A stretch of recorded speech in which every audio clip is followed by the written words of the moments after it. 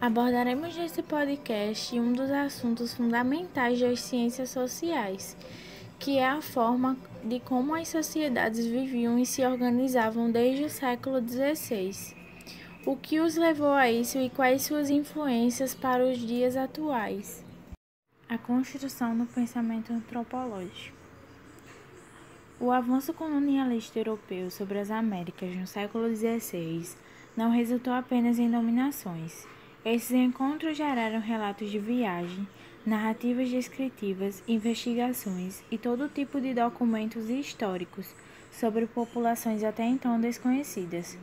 Essas informações foram produzidas desde o começo das explorações europeias, mas só no século XIX, com o avanço do imperialismo europeu, foram sistematizadas por meio de estudos científicos. Essa documentação sobre populações nativas diversas, somada ao interesse das sociedades colonialistas em ampliar suas formas de dominação, gerou a produção de um conhecimento que hoje chamamos de antropológico. A questão-chave da antropologia é a busca por melhores condições de analisar as linguagens, códigos, crenças, valores de um grupo, compartilhando com as demais ciências humanas, como a sociologia. Visando os modos que uma sociedade pode se organizar, neste tópico vamos destacar como os intelectuais e primitivos se diferenciavam em termos de propriedades e organização social. Os ocidentais, desde o século XIX, construíram uma teoria baseada em uma hierarquia existente entre as sociedades. Além do progresso tecnológico, um critério que fundamentou essa hierarquização foi a adoção da propriedade privada como modo de organização de uma população. O Estado é um elemento fundamental na organização moderna do mundo. Mas tinha um detalhe. Os estudiosos europeus observaram que as sociedades primitivas não possuíam uma sociedade burocrática, ou seja, eles não possuíam propriedades privadas. Sendo assim, não tinham algo parecido com o Estado.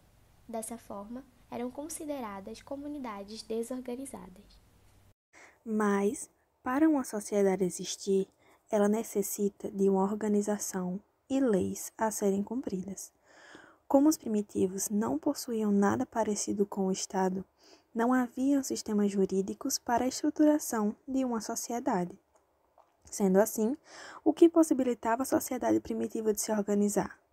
Bom, as sociedades primitivas eram organizadas por parentesco, onde não há propriedades privadas e as terras são de uso coletivo.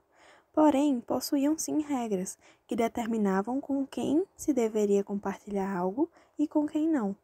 Contudo, sintetizando o pensamento dos intelectuais do século XIX, as sociedades não ocidentais ainda eram vistas como simples, atrasadas e inferiores.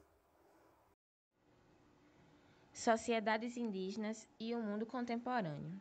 Tudo começou a partir do século XX, quando teorias evolucionistas começaram a ser vistas pelos antropólogos como etnocêntricas, pelo fato de usarem um padrão de sociedade como parâmetro para todas as outras.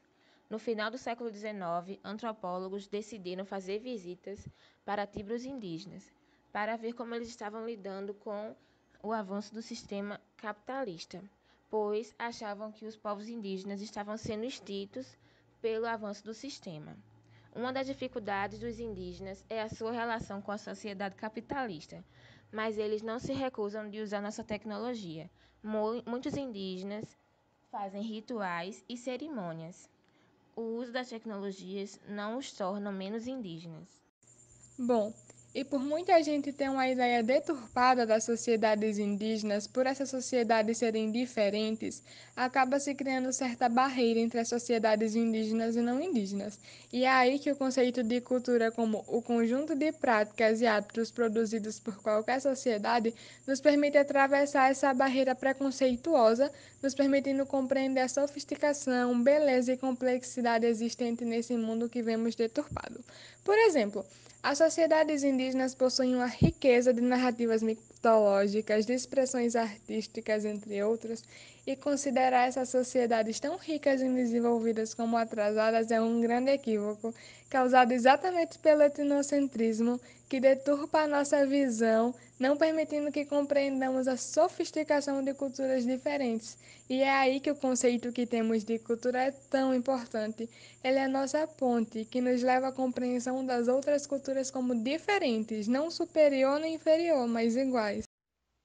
Populações indígenas no Brasil. Desde a chegada dos portugueses ao Brasil, as populações indígenas passaram por intensos processos de transformação, adaptação e mudança. De acordo com a antropóloga Manuela Carneiro Cunha, no período em que os portugueses chegaram aqui, havia entre 1 milhão e 8,5 milhões de indígenas, e em 150 anos, acredita-se que até 95% dessa população tenha sido dizimada. Embora seja uma afirmação imprecisa, sabemos que, de fato, a relação dos portugueses e índios não foi muito amigável. No período da colonização, os indígenas foram escravizados e obrigados a trabalhar. Além disso, os portugueses deram início à catequização jesuíta, através da Companhia de Jesus, que doutrinava os índios de acordo com a religião dos colonizadores. À medida em que a escravidão africana foi avançando, o trabalho dos índios perdeu utilidade, então os portugueses começaram a focar mais em suas terras.